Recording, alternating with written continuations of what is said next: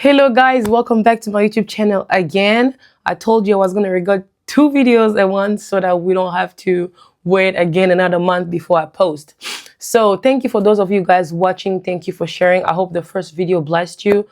Don't forget to like the video before you even finish watching it so that YouTube can continue suggesting it to other people. Don't forget to share. Leave a comment below. Let me know your thoughts and how you feel about the series. I'm not done. This is just part 2. There will be more because there's a lot to know. Although I won't finish everything because there's always something to learn about marriage, but you will continue learning. So in this video, I will continue giving you guys what to know. Okay, like I said, what to know before you say I do. Before you wear this ring, you need to know certain things. So this video will help you do that. So without wasting time, watch until the end, share with someone who's single and they're looking into getting married. God bless. So in this second part, I will discuss things that you must know. Before I discuss things that you should do or questions that you should ask in your relationship while you are courting, while you are dating that person, there are things that you need to know before you even think about getting married. So this video or this part will help you just figure out what to know, things to know. And then the next part, I will talk about what to do. And then after what to do, then the type of questions to ask.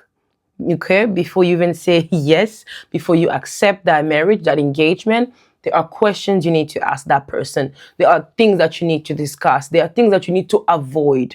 This video will help you. If we don't do this, our younger generation will go all over the place and do what they feel like doing.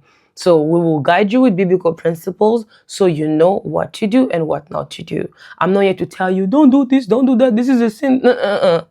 The Holy Spirit, I love him and I believe in him so much. It will guide you. It will convict you of what to do and what not to do. Okay, so without wasting any time, let's go to the video of the day. So the first thing that I want you to know before you say I do is that marriage is for adults. Did you hear that? Adult. Adulte. Le mariage, c'est pour les adultes. If you're a kid, if you still think like a kid, you're childish, you don't like your feelings to get hurt. You always call your mom and dad and tell them about everything. You don't know how to manage an angry husband, a moody wife, angry wife. Please stay single. Take your time to learn, take your time to grow, because the thing is, no one is rushing you to get married. I don't know where you're getting all this pressure from. No one is rushing you unless people are like deliberately rushing you verbally, but nobody is rushing you. I want you to understand that marriage is for adults. If you are still young or you are still thinking like a young person, you can't be told what to do, you don't want to be told what to do or how to do things, this is not your place, because you will be told what to do here a lot of times. I'm not saying you're not going to have a say. You will have a say, but most of the time you'll be told what to do. Most of the time there will be things that happen that will be happening in your house that requires you to be mature enough to not post about it on social media, to not talk about it with your friends. There will be times where you need to be mature enough to keep your mouth shut about things that's happening in your mouth, in your house. How are you going to do that if you're not mature enough? Someone gets upset. Someone is acting up. You're also acting up. You don't know what to do. You're both acting up. You are kids. You are childish. You're not going to be childish in marriage, because here, ask your mothers. You have parents. Ask them. Ask people who are married. They will tell you. This is not for kids. It's not a kid's game. In the beginning, it was really hard for me. It took me time to grow.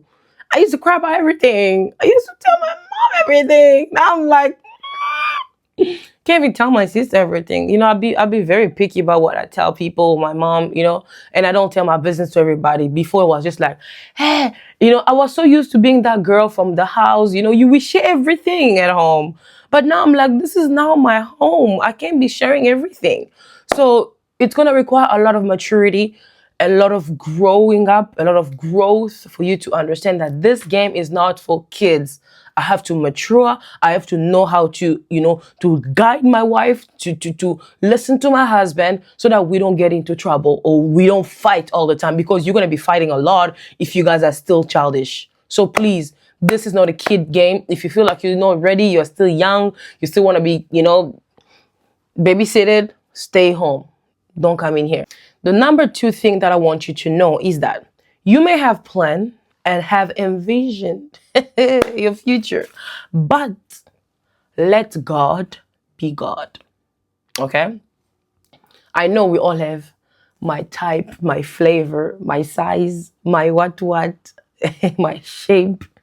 But let me tell you, the man that God has for you, or the woman that God has for you, she looks nothing like the one you want. I'm telling you guys, the man you need, the man you want is not the man you need. The woman you want is not the woman you need. There's a difference between a want and a need. A want is something that you can live without. A need is something that you cannot live without. As for me, I know my husband is a person I needed. Not what I wanted, I needed.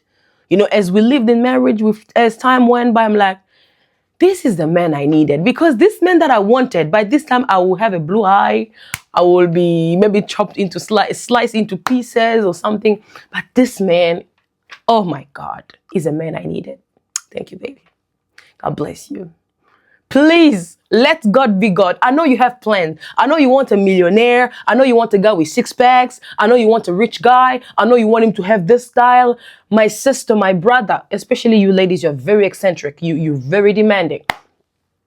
Please, let God be God. Let him give you what you need, not what you want. Sometimes what we want will hurt us.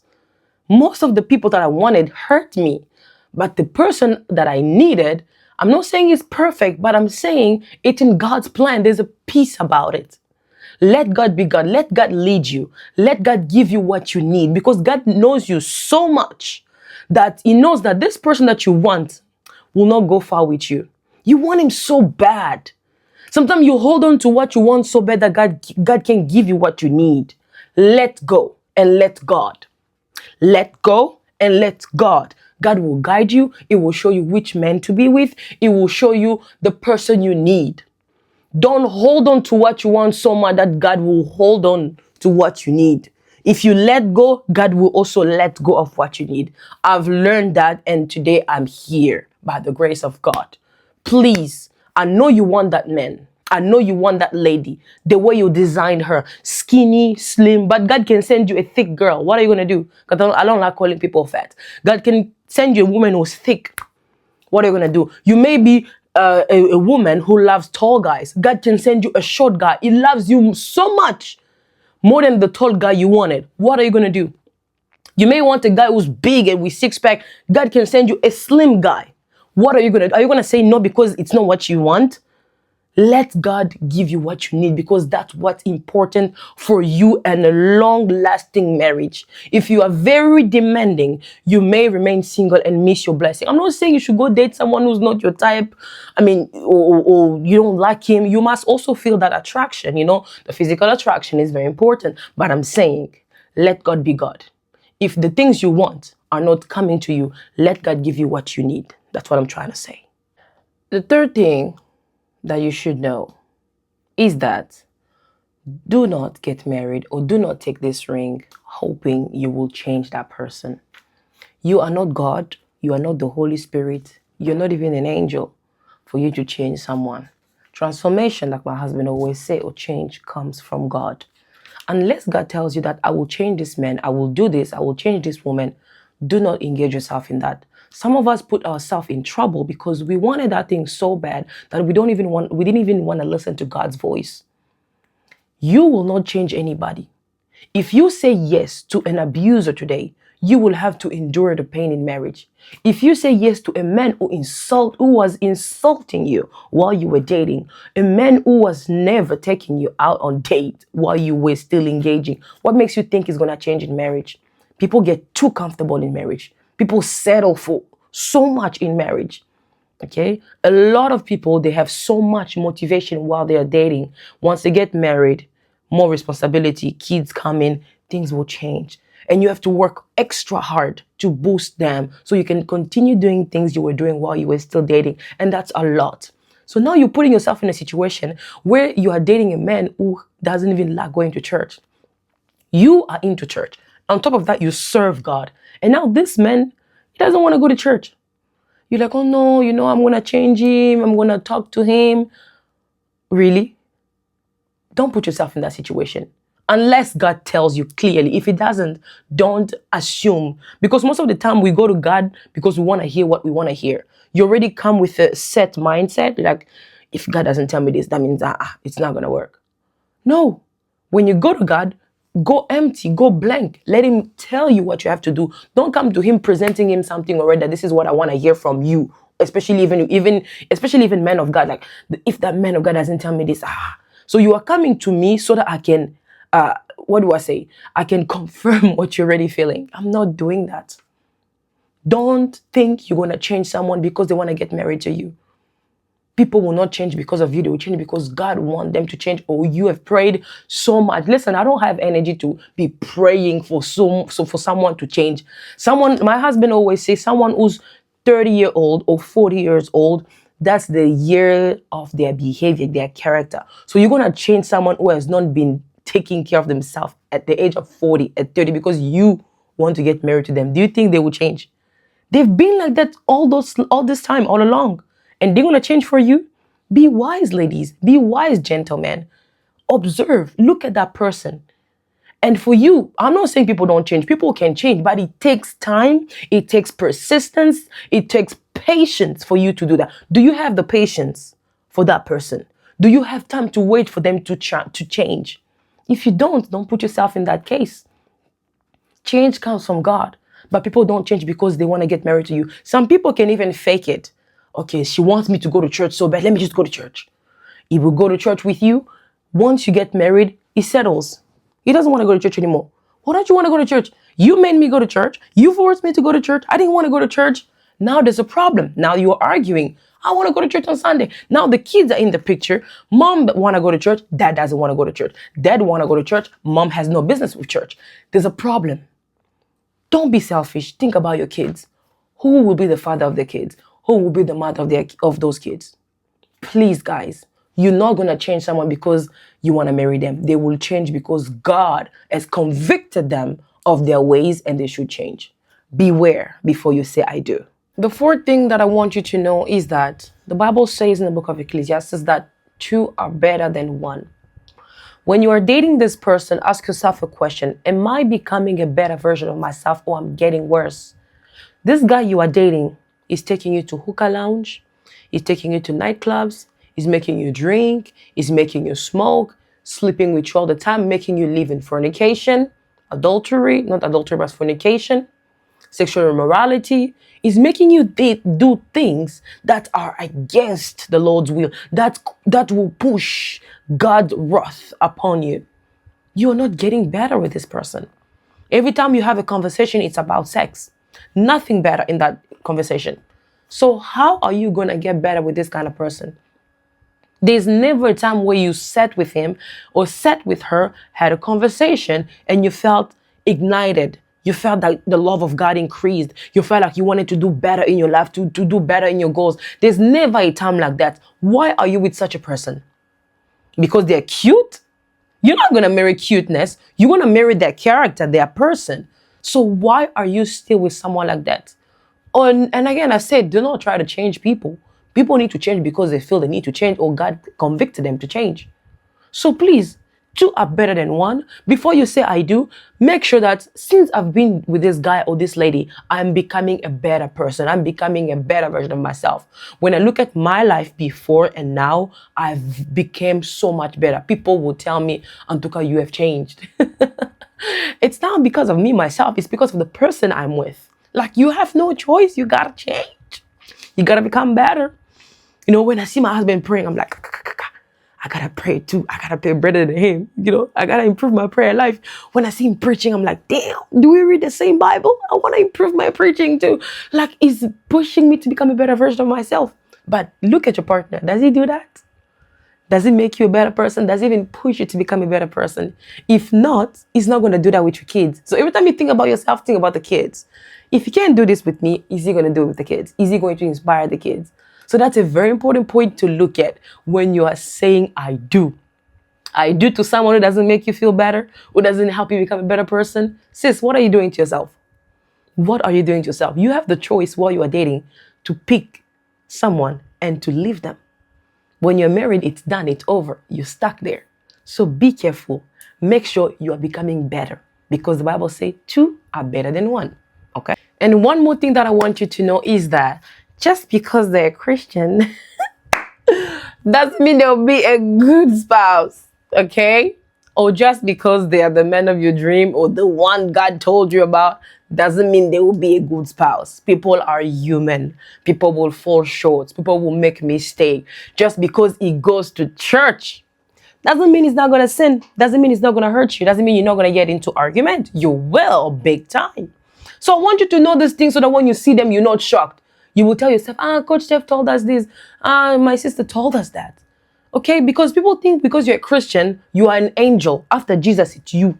You are not an angel. You are human. You have flesh and blood. You will stumble. You will hurt the other person. You will say things that you didn't mean to, but you're going to say it anyways.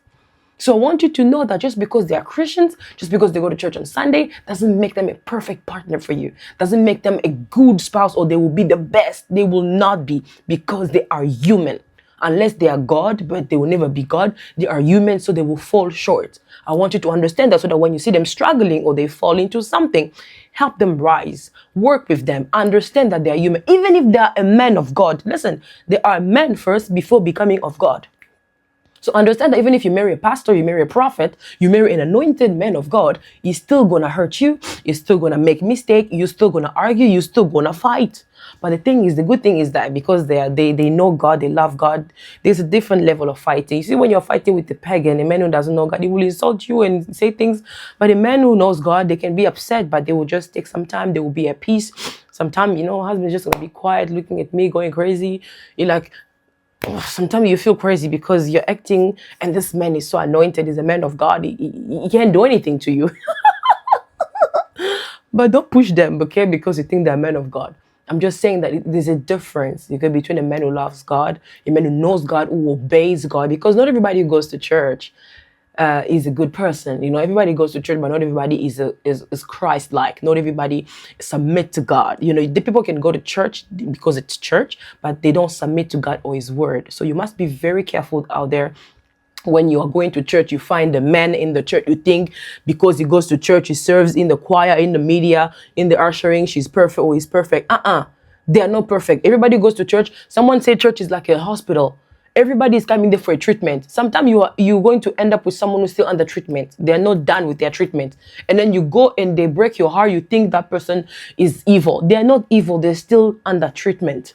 They're still going through treatment in the hospital. Church is like a hospital. So don't hold it against someone because you met them at church. They're hurting you. You think they're demonic. They're not. They're human. So please, just because they are Christians, they go to church, doesn't mean nothing wrong is going to happen in your relationship. Things will happen. But understand that they are human and we can still work on these things. Okay?